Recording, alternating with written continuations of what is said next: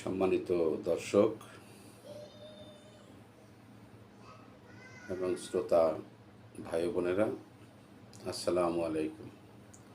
আজকে আমি এমন একটি বিষয় নিয়ে আপনাদের সম্মুখে একটা বক্তব্য উপস্থাপন করছি, যে বিষয়টা প্রত্যেকটা মানুষের জীবনে অত্যন্ত ভয়াবহ, ক্ষতিকারক হিসাবে চিহ্নিত।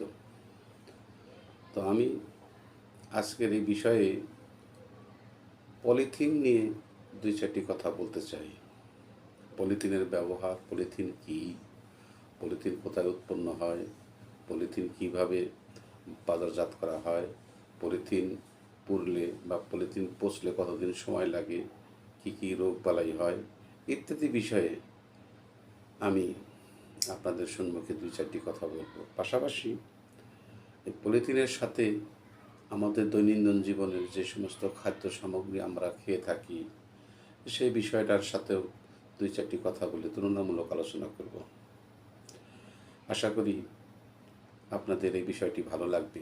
যাই হোক, প্রথমেই আমি আপনাদের সম্মুখে বলতেছি, পলিথিন, পলিমিথিন বা পলিথিন, সংক্ষেপে PIEU প্যাক নাম পলিথিন, বর্তমান সময়ে সবচাইতে জনপ্রিয় ব্যবহৃত প্লাস্টিক।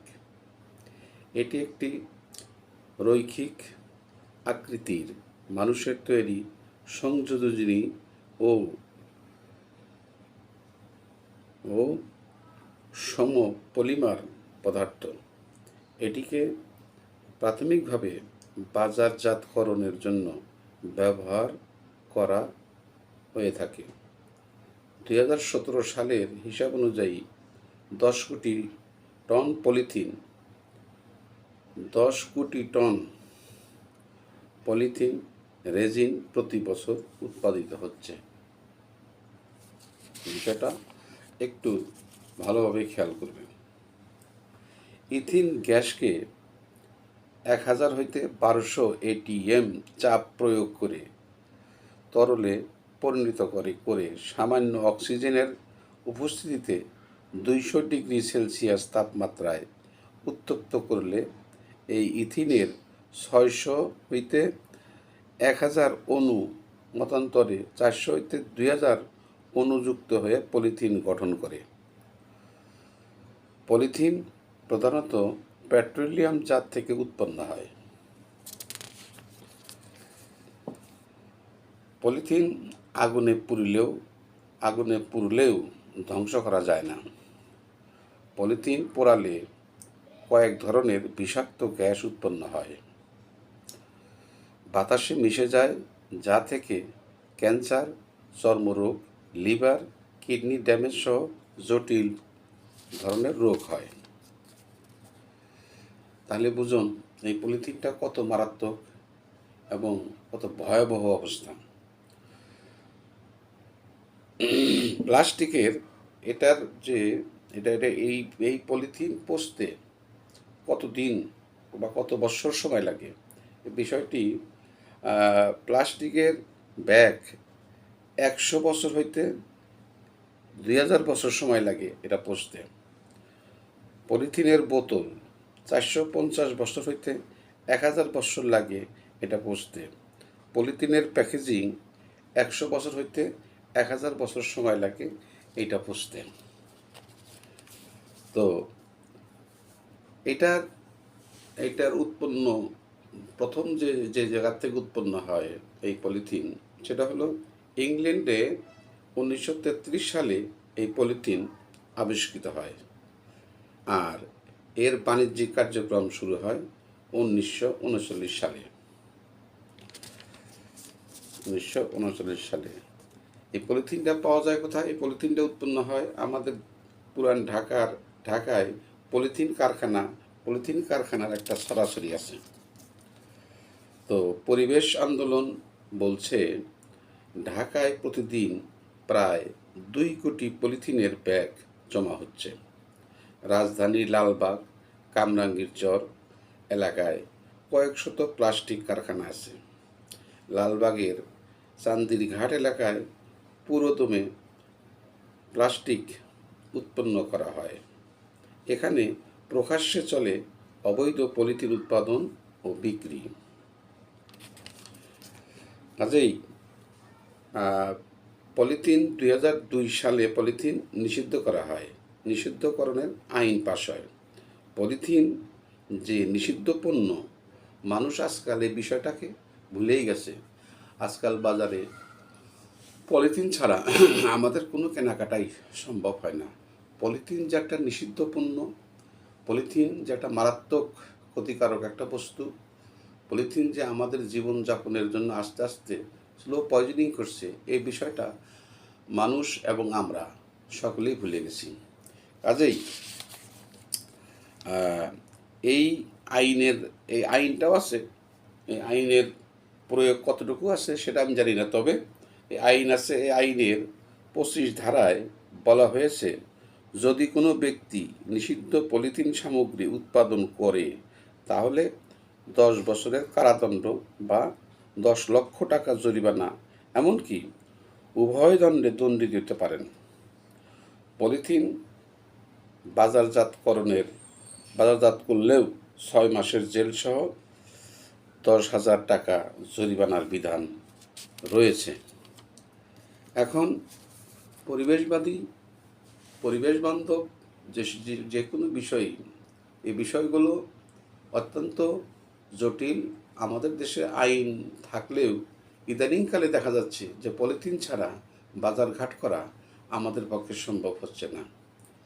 আমি মনে করি, যেমন ইদানিং এও দেখা যায়, ইদানিং না, এটা আগে থেকেই চলে আসছে, আমাদের দেশে আপেল, আঙ্গুর, মাল্টা, কলা, পেয়ারা, বিভিন্ন ধরনের শাকসবজি এবং মাংসের ভিতরেও বিষ ঢুকানো হয়। তারপরে ইদানিং দেখছি এই আপনার চাউল, নানান ধরনের চাউলও মেশিন দ্বারা কেটে বিভিন্ন রকমের ব্র্যান্ড দিয়ে বাজারে ছাড়া হচ্ছে।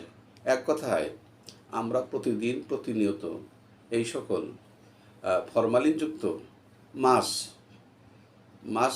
মাছে মানে প্রচণ্ডভাবে ফরমালিন প্রয়োগ করা হয়, মাংসে প্রচণ্ডভাবে ফরমালিন প্রয়োগ করা হয়, ফল ফ্রুটসে প্রচণ্ডভাবে বিষ প্রয়োগ করা হয়। এখন আপনাদের কাছে আমার একটাই অনুরোধ, এই যে প্রতিদিনকার আমাদের জীবনযাত্রার মান আমরা দিন দিন ক্ষয়ে যাচ্ছি, আমরা কেউ জানি না, আমরা অবলীলা ক্রমে সব কিছুই আমরা ব্যবহার করতেছি, আমরা খাচ্ছি। এদেশে সরকারের একটা নির্দিষ্ট আইন আছে, আইনের প্রয়োগ কতটুকু আছে, আইন কতটুকু জনগণের জন্য সহায়ক, সেটা আপনারাই ভালো জানেন।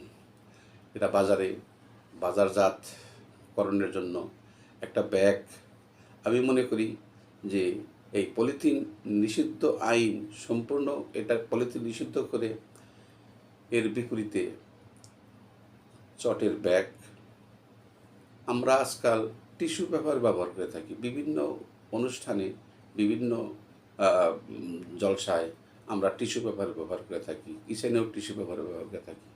এই টিস্যু পেপারগুলো যদি যথাযোগ্যভাবে একটু শক্ত মজবুত করে যদি তৈরি করে ব্যাগ তৈরি করা হয়, যদি সম্ভব হয়, তাহলে আমি মনে করি যে আমাদের অন্তত পক্ষে পলিথিনের যে বিষাক্ত গ্যাস থেকে, পলিথিন ব্যবহারের কারণে যে আমাদের দৈনন্দিন জীবনে যে প্রকার যেরকম ক্ষতি হচ্ছে, এই ক্ষতি থেকে আমরা রেহাই পেতে পারি।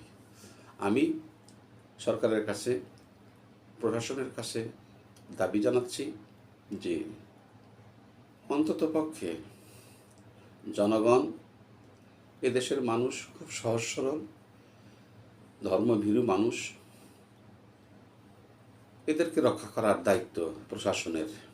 বিভিন্ন জায়গা থেকে যদিও বিভিন্ন ধরনের কথা বাজারে ছড়িয়ে আছে, তারপরেও আমি বলবো, প্রশাসন যদি ইচ্ছা করেন, আমার মনে হয় আজকে আমরা এই ধরনের একটা স্লো পয়জনিং থেকে আমরা বাঁচতে পারি। আজকাল বিভিন্ন হাসপাতালে, ক্লিনিকে বা বড় বড় হাসপাতালে আমরা দেখি অধিকাংশ লোকেরই মস্ত বড় অসুখ, ক্যান্সার রোগে আক্রান্ত।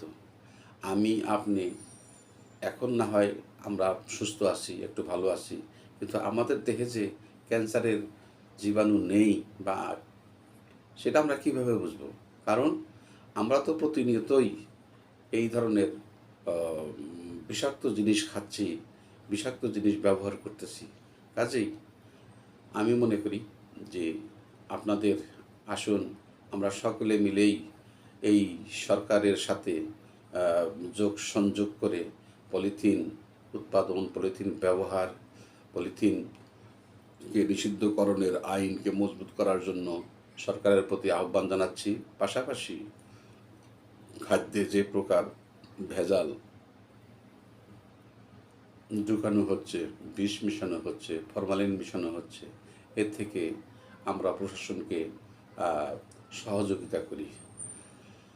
আমি জানি না আজকের এই আলোচনাটা আপনাদের কাছে কেমন লাগবে জানি না, তবে আমি জোর দাবি জানাচ্ছি সরকারের কাছে অনতি বিলম্বে এদেশ থেকে পলিথিন যে নিষিদ্ধ একটা পণ্য, এই জিনিসটা জনগণের কাছে আবার পৌঁছানো দরকার। জনগণ ভুলেই গেছে পলিথিন একটা নিষিদ্ধ পণ্য। আজকাল বাজারে, হাট বাজারে বা বিভিন্ন জিনিস ক্রয় বিক্রয় করার ক্ষেত্রে পলিথিন ছাড়া কোনোভাবেই আমাদের কোনো কিছু ঠিক হচ্ছে না। আসলে আমরা অভ্যাসের পরিণত হয়ে গেছি। আমার মনে হয় যে একটু পলিথিন নিষিদ্ধ হলে পাটের ব্যাগ থেকে আরও অন্যান্য প্রক্রিয়ায় যে ব্যাগ তৈরি করা হয় যা পচনশীল, যদি হয়, সম্ভব হয়, আমরা সেটাই ব্যবহার করতে পারবো, সেটাই ব্যবহার করব। তবু আমরা আসুন পলিথিনকে বর্জন করি, বিষকে বর্জন করি, আমরা পরিবেশকে দূষণমুক্ত করি। আসসালামু আলাইকুম।